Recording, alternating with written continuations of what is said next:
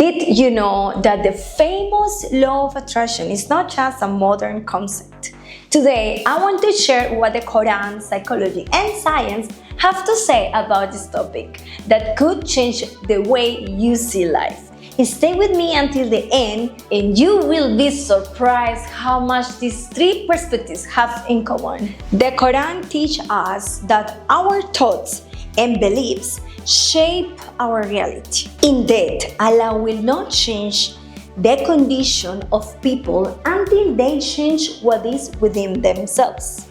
This makes it clear that whatever we hold in our hearts and minds influences the circumstances we live in. It is not magic, it is active faith.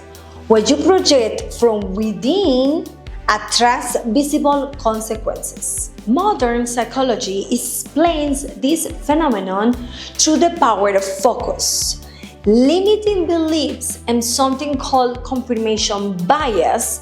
When we believe in something, our mind naturally looks for evidence to reinforce that belief. Cognitive theory also tells us that our thoughts influence our emotions and actions, and this inevitably shapes our results. From science, quantum physics suggests that everything in the universe vibrates, including our thoughts. While there is still a lot of research happening in this field, it is proven that our brain emits electrical waves that can sync with certain frequencies. And in neuroscience, we know that visualizing goals activates brain areas linked to motivation and reward, naturally moving us toward them. As you see, it is not just spirituality or trendy theory.